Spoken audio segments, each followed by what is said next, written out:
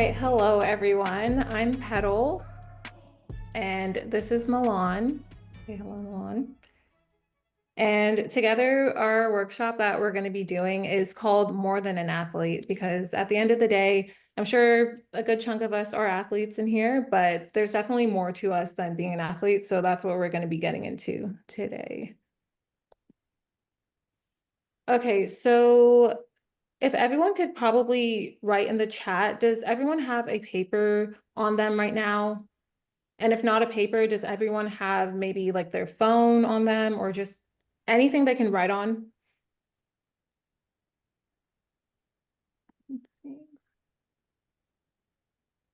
All right, getting a paper. Awesome, awesome, cool. Okay, so once everyone has a paper and a pen, let me know and we can get into this identity activity.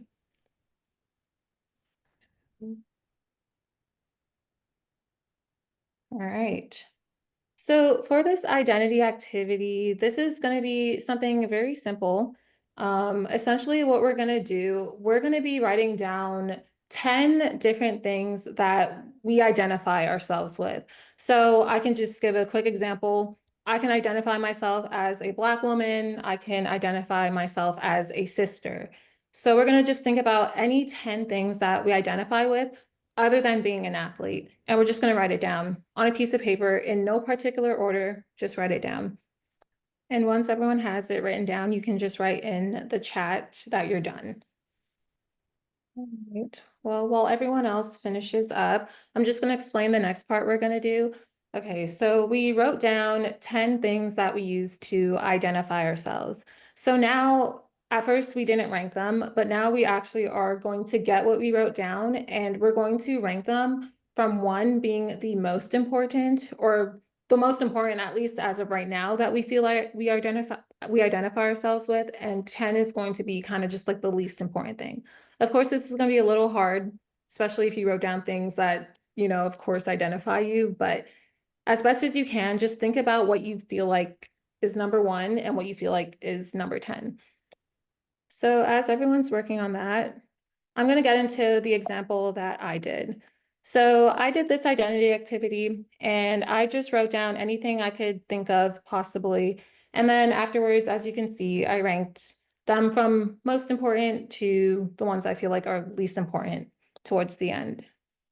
So of course, I'm sure most of us in here, we're all athletes for the most part. I did track and field and cross country at WVU. I started college during the pandemic, so 2020. If anyone was in college during 2020, I'm sure you know that was a rough year. We had online classes, we barely competed, but we still got to do the thing a little bit. I'm from Toronto, so it was kind of an adjustment moving to a new country when I came to school in the States, but ended up doing it anyway, somehow, some way. So this is obviously me being an athlete, which a lot of the time student athletes identify themselves with heavy because that is what we do every day. We train all the time. We train sometimes 2, 3 times a day. We make sure we eat right, we sleep right, we do everything because that is a big part of us. And this is something that we've done probably for many years too. But when you actually think about the other things that we do, there's so much more because when we're in the NCAA, we're not just athletes, we're student athletes. So I was studying my classes, I was doing pre-med, lots of hard classes, 3 hour long chemistry labs. We're doing more than just competing. We're studying, we're learning, and we're trying to find a career that we're interested in through the studies that we're doing. But on the other hand, while I was studying at the same time, I was diagnosed with acute lymphoblastic leukemia, which is a blood cancer, in my junior year of college. So that whole competition thing, the whole training thing, the whole running thing quickly came to an end once I was diagnosed. And I no longer was able to just, be that athlete who is going to NCAAs or going to regionals. I was instead in a hospital room in bed sick, trying to just treat cancer the whole time. But then when I look past all of that and look past competitions and look past school, there's still so many things I've done, even without having to use being an athlete as part of my identity. I still was able to graduate college. I graduated in May 2024. I had a 4.0 GPA. I started a YouTube channel. I got to travel to so many different places. I got to share my story with so many different people. And I got to realize that there's more things that I'm interested in other than competing or other than training. So from these pictures, I don't know if any of you guys know Jubilee. If you know Jubilee, it's a pretty cool YouTube channel. I was able to go on their YouTube channel and I was able to speak with other cancer patients and cancer survivors. I was able to do a TEDx talk about my story as well. And I started a YouTube channel, as mentioned, and it grew really quickly. Like, I just started it in 2023 summer, and it ended up growing pretty fast. And I'm able to continue sharing and just like kind of just speaking my voice on it. So this just brings us to our discussion about the different identities, how we view our identities, and how we think people perceive us with our identities. So when we look over these questions, you could just take a look over them very briefly. When we see these questions, at first glance, is there any question that kind of just like sticks out to you immediately?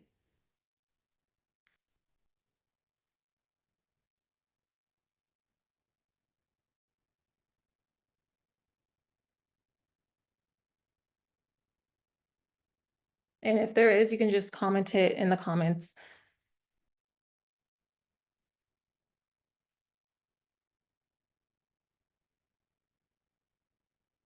You can also come off mute if you would like to answer that way as well.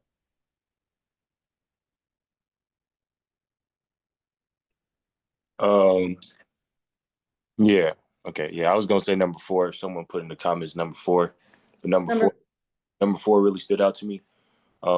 Just because like, you don't really think, well, I haven't really thought about it like that as far as like, which one of the identities I put on the list really like affect how I perceive myself. So it's enlightening. It made me think about it. Right. Yeah, no, number four, what identities have the strongest effect on how you perceive yourself? When you actually think about it, there's so many things that we are doing on a daily basis that kind of just affect who we feel like we are, especially like if we're working towards something or if we have goals, we might perceive ourselves like, for example, if somebody wants to be an aerospace engineer and they're studying aerospace engineering, you might perceive yourself as a person who's, a hard worker, studies hard, like school, you know what I mean? So when you actually think about it, there's a lot of ways we might perceive ourselves based on what we identify ourselves with. Is there anyone who feels, or is there any identities that you have written down that anyone would like to share that have the greatest effect on, or the strongest effect on how we perceive ourselves? I can speak up on that again. And it also goes along with another question that stood out to me was number six, kind of where I would rank being an athlete on the list.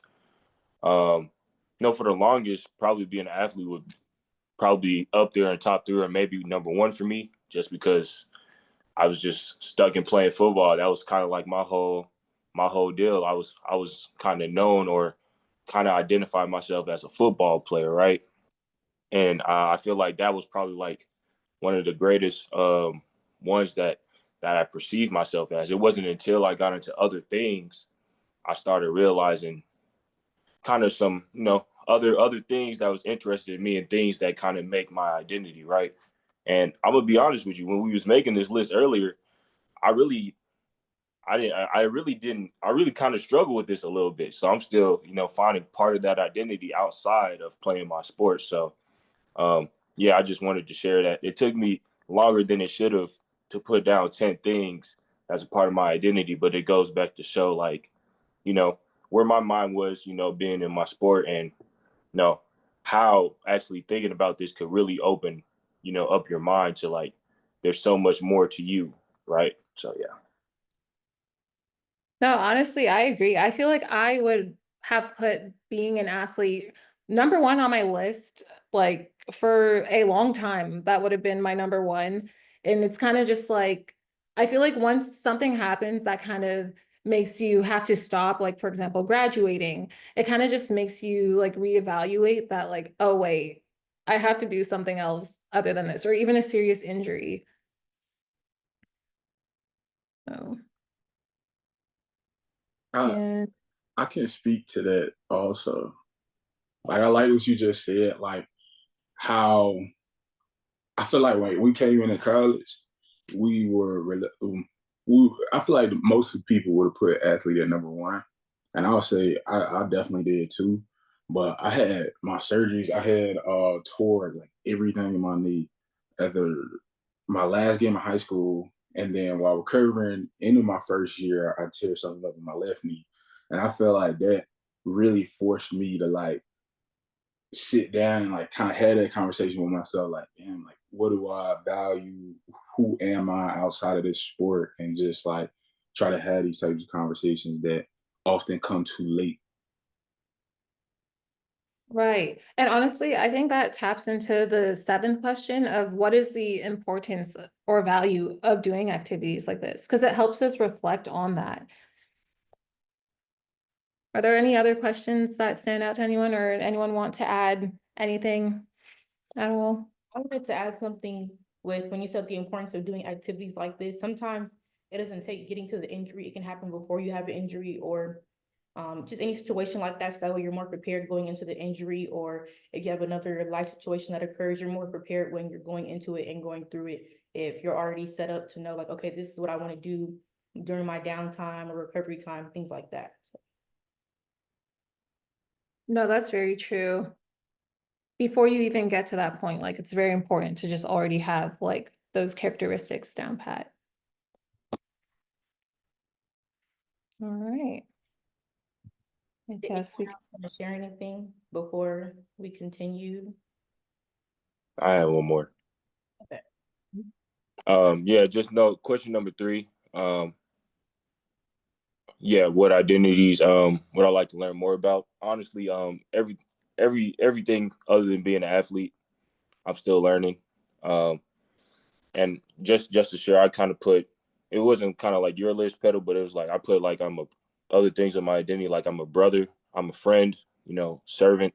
So like exploring a lot of those other things. I also put I'm a learner. I like to learn more things. You know, I like to, know, keep learning new things and stuff like that. So just exploring those other things and really finding myself outside of my sport. So yeah, that's all I had to say. Josh, I got a question for you based off what you just said. Go So ahead. I'm wondering, you mentioned like friend, and I'm wondering, do you feel like when the athlete identity, as you transition away from that, do you think that impacts other aspects of your identity, like being a friend? Like, does that look different when you're no longer an athlete? Are you friends with the same people? Do as many people want to be friends with you? Um, so yeah, I get like one with friends and other ones, right? I'm also thinking about like racial identity Yeah. and how is that experienced as an athlete? I think it's a unique. And then when you're no longer an athlete, is it like, do you experience that identity differently? Oh yeah, for sure. It's like personally for me, it's completely different not being in the locker room anymore. A lot of those friendships was kind of like orchestrated in a way. You know, you're naturally gonna have to be friends with a lot of your teammates and stuff because you play on the same team. You're all trying to reach the same goal. Even if you aren't friends, there's a level of respect and camaraderie between each other to where you'll tolerate it. But like once I stopped playing ball, it's like I wasn't really as close with those teammates as I was, Then don't get me wrong, I'm still cool with them, but it's like I can only count a few on my hand I can still call today and really, what I'm saying, consider them friends. And these are guys, I played football with for like years. but it's like it just wasn't the same. It wasn't until like, you know, outside of my sport, and I'll throw, my fraternity in there, but they were actually like my friends. You know what I'm saying? I was friends with them before I even became a member of the fraternity. And it's like that friendship will last me forever because I feel it. Like it is a different feeling. Like the friendship I felt, because I always thought I had friendship within sports, but no, the friendship outside of sport was definitely more valuable to me because they were like brothers, right? So in that aspect, yeah, I felt like it was different. And then racial, yeah, I felt like I was really as far as like my racial identity, it was wrapped a lot in my abilities as an athlete and being a sport. I was more so highlighted and seen valuable through what I could do on the football field, and not really no other things. Well, I mean, it wasn't until I presented myself in other ways and got involved with organizations and proved that I was just more than just a football player. But outside of that, a lot of people, they were surprised when I became, a president of an organization or things like that because they just thought of me as just a football player who doesn't really care about school, who doesn't care about his community, who doesn't care about being an organization. So um, I hope I answered your question, but it's like, yeah, it was totally different, being in the sports world for me, and then transitioning out of there, like just how friends were being made, and my racial identity. So I had to find both of those things outside of that sport. I, No, that's my fault, my fault. I feel so strongly about that too. Truly, very, very truly, especially moving outside of the locker room now, and like you're kind of witnessing the authenticity of the relationships that you built over the past couple of years, and like the the strength of being an athlete, or rather the space of your identity that it takes up, and then coming out of that, there's just so many things that you kind of look over to be able to deal with your teammates, to be able to win the game. You overlook a lot of different things. I feel as if like a big thing on my team this past semester was Trump supporters. Like it was bad. Like and I graduated with political science or with a political finance concentration. So I'm ready to have these conversations. You found the right guy at the wrong time. You know what I'm saying? As Kendrick said. But like and the conversations I was having just exuded such ignorance and closeted racist, and if I wasn't an athlete, I would have, I would never deal with these guys on a day-to-day basis. But being as that we were forced to be in these types of situations, I was forced to overlook that. And now that I'm not, like, I left that part of myself, of my identity, it's like now I get to choose, and it's kind of like it's almost freeing, because you have so much more control over your identity. no, honestly, I agree with both of you. Like, especially when you graduate, I feel like that's when it kind of like hits like, oh, like you're in like a different circle now. Like you're not just with the same people you're with like 24/7. But I do think Prince brought up a really good point with number two, mentioning that you can honestly get overshadowed if you just focus on the things you have at the top and forgetting about the things at the bottom. So honestly, I think, yeah, we could discuss that a little bit more. Like, what do we feel like we've pushed back on focusing on because we've had such number one or number two identities that we've been focusing on for so long?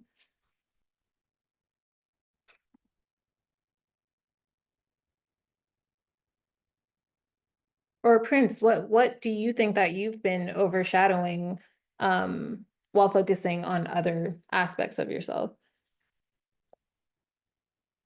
Okay, yeah. So, um, kind of bring that question.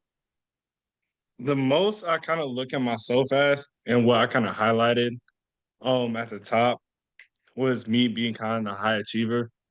and that, that was the most sought about trait that I had because I'm always been a person that always look forward to the next thing instead of sometimes taking a step back, valuing the little steps that goes in within the process and everything.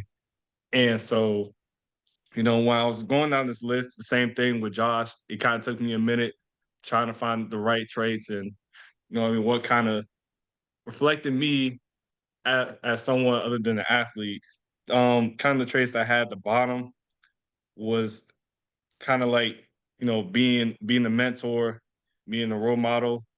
And I think that's kind of at the bottom because I don't think I truly realized it till now, until little moments when I run into people or I see like little reassurance or reminders like, hey, because going back to, me being a high achiever, not taking the little step back, people give me little reassurance that, hey, you're doing good. Don't forget that you're just as important or you're making an impact that others are noticing you for. So I think that's something I'm still working and like trying to have that revolve around me. But I think just kind of going with that question, I think the stuff like I said, the stuff we think about the least kind of can reflect um parts about us more that we don't truly think about the most.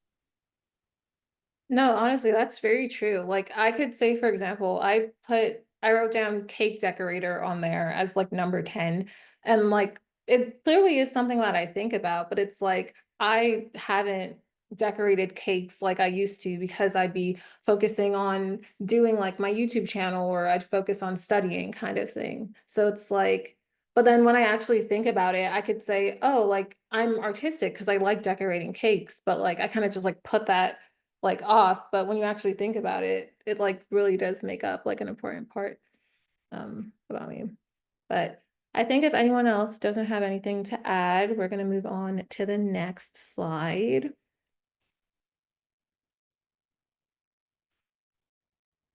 All right.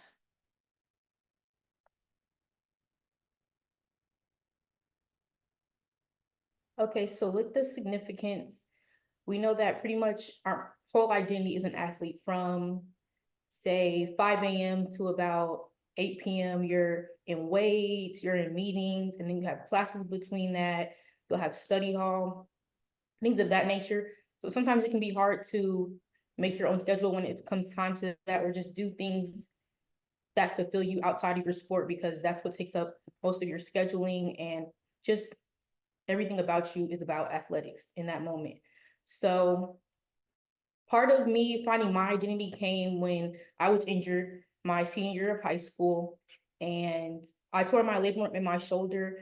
And to be very transparent, that was just a very hard injury for me because one, I had never been injured in that capacity before where I couldn't play. I never had to have surgery for an injury. And on top of that, it was just my senior year. So it was just very difficult for me to transition through that, both mentally and physically. And I will say that my village around me really helped me, like my mom, my physical therapist, and just other individuals. And this is when I really learned how I wanted to help people in what capacity. Because throughout life, I've always had a passion for helping others, whether it was through service, mentorship, anything like that. But then I realized I wanted to help and I wanted to get into physical therapy and as well as sports psychology.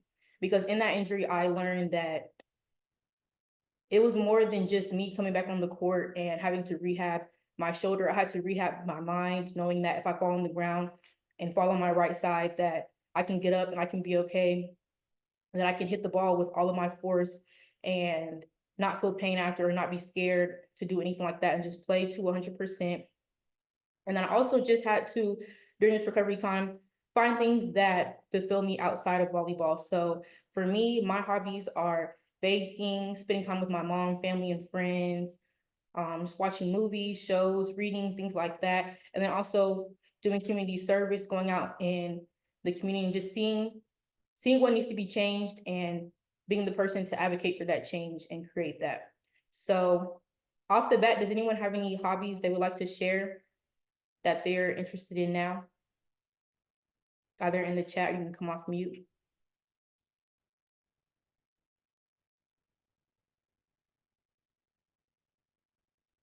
Me personally, I used to always love books like before I got into college.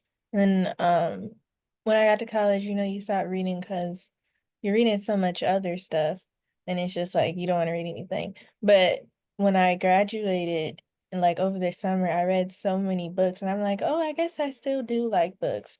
And it's just like we were talking about, the identity just gets kind of consumed. So yeah, I've been reading a lot of books and I want to get into pottery too, hopefully soon. So Pottery sounds fun. Anyone else have some hobbies they would like to share? I gotta share. I've been well, I've been hiking. I'm trying to get down on the weight. I was 330. I'm gonna be 270 by sometime. And I want to go fishing. I used to fish a lot with my my pops and my grandpa, and I got away from all that when I got to college. So I'm gonna get back to it. I be chefing it up. I do. But when you're on the team, you gotta go quick. You don't got time to be going. I ain't trying to go home. So right now I'm about to get back into my bag with cooking. But other than that, yeah, I'm pretty. Okay, let me see if there's anything in the chat. Reading and cooking. Okay, Josh, reading and cooking. So also outside of these hobbies, I suggest adding to your involvement on campus. Like for me personally, I also transferred to, I previously went to Alabama State University my freshman year, and then I transferred to Albany State University. And I feel like part of finding your identity outside of sports, is, like everyone said before, being with individuals who are not just your teammates. And for me, this came from just joining different organizations. So I became the secretary of HOSA, which is a healthcare organization on campus. And I'm also a part of the National Council for Negro Women. And then I'm also a Holly ambassador on campus. So as a Holly ambassador, I'll help our president give tours, and that helps with public speaking and just meeting new people and having a family outside of your sport. So that way you don't have to just always worry about like, well, all I'm around all day is my teammates. Then I'm after practice, I'm still with them. Like that just doesn't give you time to think about who are you outside of sports if your whole world is people that you met from playing a sport.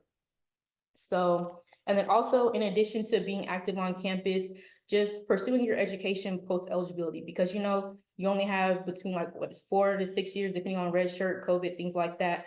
So for me, what I do is shadowing in the healthcare field, and that's what I want to do, following after different healthcare professionals. So whether it's an orthopedic doctor, surgeon, a physical therapist, a sports psychologist, things of all that nature, and just pursuing different personal and professional development opportunities. So look to see what can be an opportunity for you and go through that. And on here, we do have 10 minutes a day, and 70 minutes each week, and then trying like that hobby. But just know, like, sometimes finding your hobby takes time. Like it'll take you a long time to find your hobby, what you like. Sometimes you have to try one hobby to say, okay, I don't like this, and then go into something else. Because I know for me personally, if you would have told me like I like baking now, I would have told you no years ago because I wasn't always good at it. Like you can ask my mom, I used to burn things all the time. So back then that wasn't really my favorite hobby because like I just couldn't figure out how to stay focused in the kitchen to be able to come back and get it before almost setting it on fire. But now I like baking a lot. So you just have to be patient in that, and just knowing that you have to just spend time outside of your sport to be able to find what you like and find fulfillment in that. So do I make brownies? I do make brownies. I like adding honey and caramel in my brownies. So, but my specialty is these honey cornbread muffins. So those are my favorite. Okay. So, Great. Should we move to the next one? yes. All right. Does anyone So, want to add anything though before we move on? Like about anything we've said so far, or bring them to Chicago? We can buy them in Chicago, and I'll just make them. I'll make them in the hotel for us. But if anyone want to add anything, oh, I do have something I kind of want to add. So yeah, the whole 10 minutes a day thing, I think that's just more like finding whatever you do, like even if it's not a hobby. So let's say whatever identity you wrote down, like how a few of you have written down being a mentor, just find whatever time you can in the day where you do have time, just try doing those things within that time versus just kind of how we discussed, we put things at number 10 and then we just don't focus on it anymore. Just try to get that number 10 and actually see how you can squeeze it into your normal schedule or your normal day, so you don't just like kind of just let it fade into the back and let the other ones like overtake your day. But if anyone does have anything you'd like to add, you could comment it, or you could turn off your mic. Or turn on your mic, rather. All right, we'll go to the next slide. So have any of you heard of uninterrupted more than an athlete or seen it at all? Yep.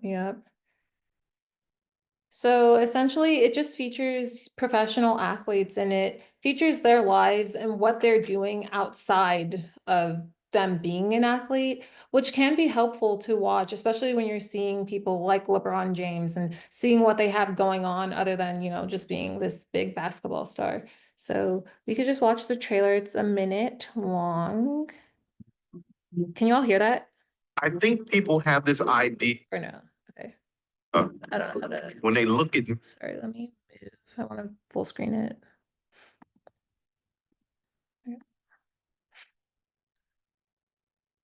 Okay, I don't think I can full screen it unless I go to YouTube.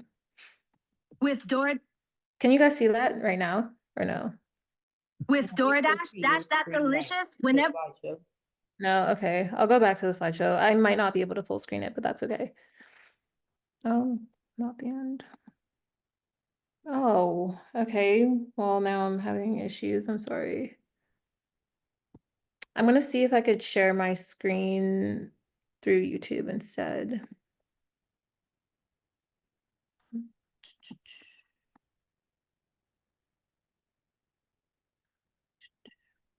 I think if you want to share it from the slideshow, it's still large enough where it's easy for us to see. It kind of just like took me out to like, it's telling me to sign in unless I'm a bot. So, Do you want me to try sharing it from my end and then? yeah, maybe you could try sharing it from your end. Let me unshare or stop share.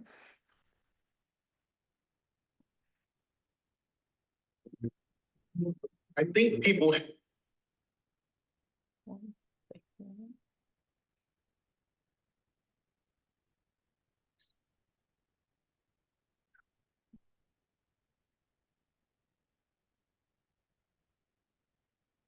second.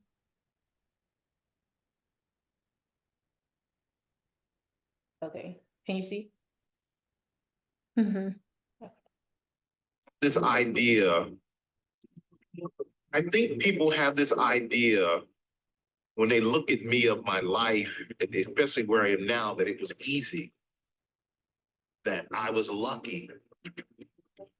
Nothing has been easy about my life. So I think people don't understand where I came from. I get kind of pissed about that. I didn't know anything about football. I just watched football on TV like every other kid. If someone wrote the script of Michael Strahan's life, no one would buy it. Getting that scholarship, outrageously unlikely. Getting to TSU, unlikely. Getting drafted out of a historically Black college, extremely unlikely. The Giants have selected Michael Strahan. When people say stay in your lane, he's like, no, he's gonna bust out of that lane. He wants to win. What was scary? Going from Germany to America by yourself or going to New York? New York.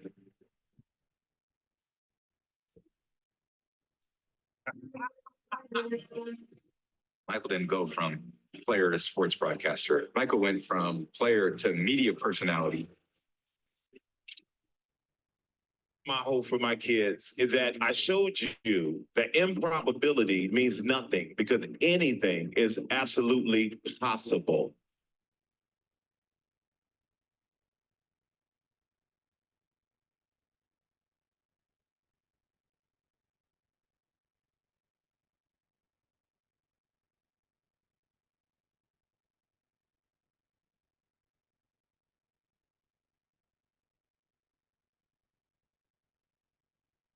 All right. Well, that was essentially our workshop. Does anyone have any questions that they have or anything they'd like to add as we wrap it up?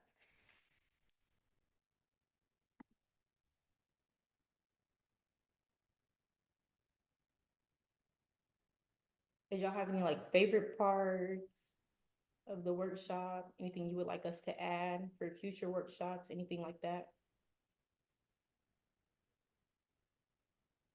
I think the questions were really good, like the discussion questions, really engaging, really makes you think.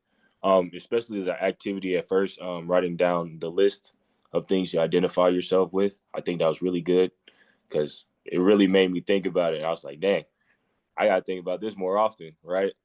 And the hobby thing is also good. It's a great way to kind of apply that and kind of like practice, finding more about yourself and also getting involved with organizations. I'm a big advocate for that too, or just things in your community. So that was good. That was good. Thank you, Josh. And Nicole, yes, you can see your hands up. Thank you. Well, first of all, congratulations, a great job, ladies. I wanted to say maybe as a suggestion, if you have another locker room chat, have a former college athlete talk about their experiences in life adjusting to life beyond athletics. So that way you all have a point of reference as to when your life is over, as far as that, not life is over, when that part of your life is over. And you're experiencing some things mentally, like, man, what am I doing? Like, I don't have, like, my identity was just surrounded around athletics. It'll just give you some guidance or um, connection as to, like, okay, I'm feeling this is normal what I'm feeling because my whole life revolved around athletics. I know if that would have helped me out a lot because I had played athletics. I was involved in athletics my entire life. And so once I was done playing volleyball at Howard, I was just like, I just felt like I didn't know what to do with myself. And so, had I had someone to help me understand my emotions and thoughts, I think it would have made the transition a little better. So, just something just to consider. But you guys created some very good questions and activities, and it was good what you guys shared. Thank you. Thank you. Yeah, no, that's definitely a great suggestion to like have like someone who's like well into like finishing their athletic career and seeing like how they're doing now.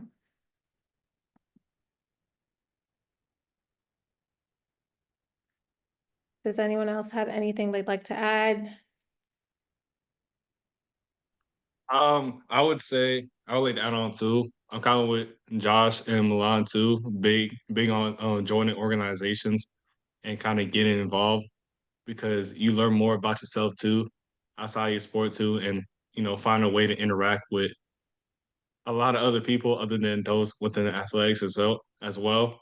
But I would say emphasizing on the hobbies too, like taking 10 minutes or even like, for example, every morning, like before I go to workouts and before I kind of get my day started, I always have like my daily scripture. So it's like kind of set in the morning. So I always read that before I get my day going. But also like maybe like I started doing at night, like kind of reading. So I'm still trying to finish the Rich Paul book from like BSA 2 years ago. It kind of collected dust for a little bit, but I finally found the time, motivation to finish the book. So what I've been doing is at least like a couple pages each night. So eventually I'm gonna finish the book as I keep going. But I think kind of too what coaches are always emphasizing too, creating good habits. So that kind of goes hand in hand with, creating hobbies and, creating things for yourself. No, that's a good suggestion, honestly. And it takes 21 days, I think they say, to like make something an actual habit. So just do something every day for 21 days and you got it. But yeah, well, if anyone does have anything else they'd like to say, please comment it. But otherwise, thank you for joining us with our first workshop. It was nice having you all interact, so really thankful for that. And yeah, hope to see you at the other ones coming next week is our second one. So And hope to see you at the summit as well. Great job once again, ladies. I think y'all did an amazing job. once again, appreciate everybody for stepping out. We really want to make these really interactive, make them feel at home, like you are not forced to speak, but you are welcome to speak. And we hope that we can get a lot more interaction as we keep going over the next 3 weeks as we have amazing workshops coming up. And with that being said, thank y'all for coming out and enjoy the rest of your night.